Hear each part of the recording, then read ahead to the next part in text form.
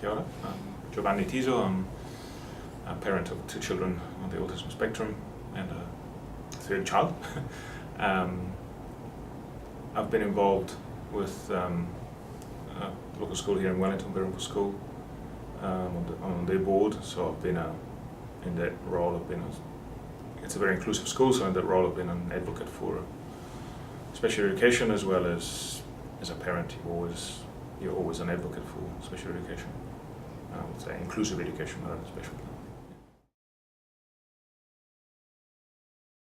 So we do have a path with the sort of question mark of intermediate school, which will be resolved quite soon because our oldest, our daughter is year 6, so we'll have to make a decision on what happens next year.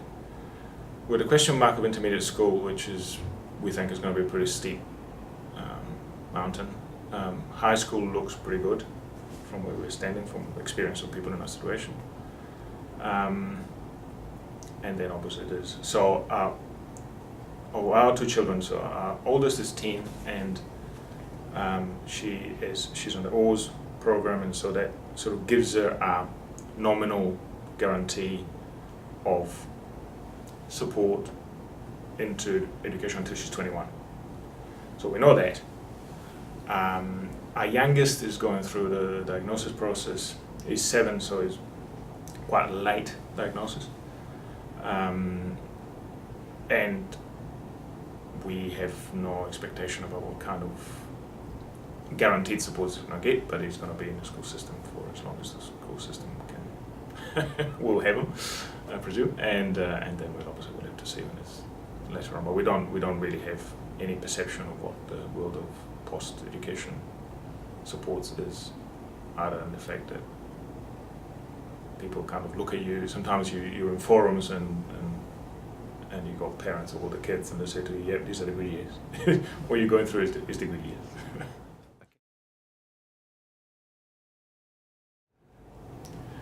I think they have a very odd perception.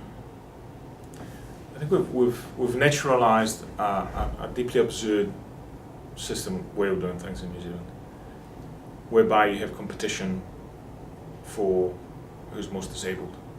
And that was the case with OARS. So OARS is the main funding mechanism for, it's sort of a voucher-like thing you get when your child goes to primary school, so it's not available for early childhood. And there's only 8,000 in the country. There's only 8,000 spots you can get, because it's calculated. There's a formula that says it's top 1 percentile of need, and it's not just autism, it's all sorts of Down syndrome, and it's all a wide range of disabilities.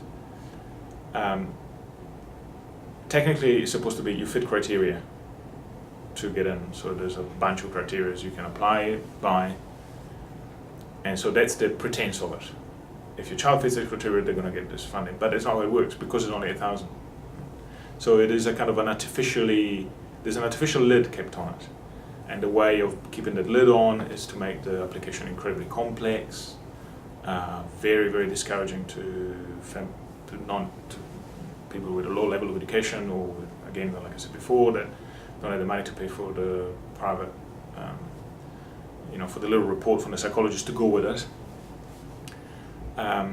So there is an illusion that this is kind of a just system of rationing, whereas in fact it's not. There's a competition for who can get the child through that hurdle.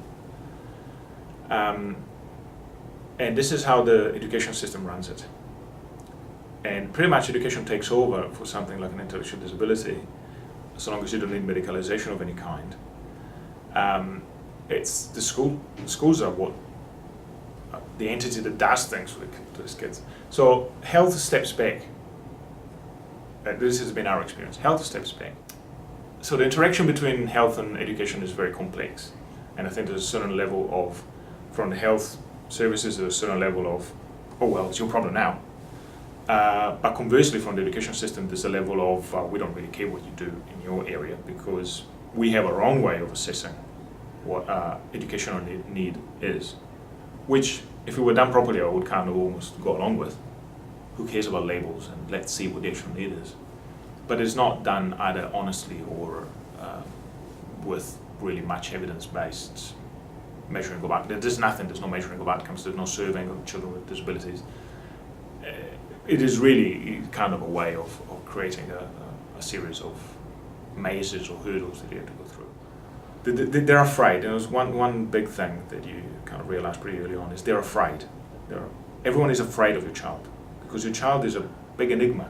We don't know if we were to provide it with a full education, full range of educational opportunities, full range of employment opportunities to this strange child, who knows how much it will cost.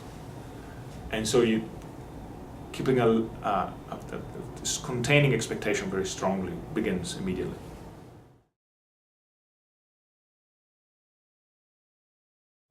Adults. With children with disabilities, are they going to be okay? Are they going to be independent? Are they going to be? There's that extra kind of thing that's child specific. And so, is she going to be taught well enough between now and when she turns 20 that she is actually equipped to be in the world? And then I think you have to worry about the model of society that is out there. And I think what having children with disability does, it politicizes people. And maybe some people were already political, and so it just reinforces their ideas. If I'm honest, I really don't know. I mean, I know that there are services, but I don't know how they work. I don't know in what kind of... and we don't have enough friends who have been through it, I suppose. You also need that. You also need to have kind of older friends. So we will soon. So I think we will be prepared by...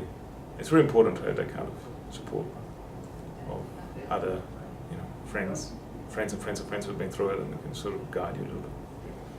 But otherwise, we know that there are services, we don't really know how they operate, we don't really know what kind of contracts they get, we don't know how. We don't really know even what kind of a right to tertiary education our daughter has. We want our aspiration for our children is that they've got a full dignity of person, which means they get given an opportunity to find a work that is rewarding. They given an opportunity to have social and cultural experiences that don't get relegated into a state of, living through handouts in a state of kind of perpetual poverty, not being able to access the same things that other people are in the society.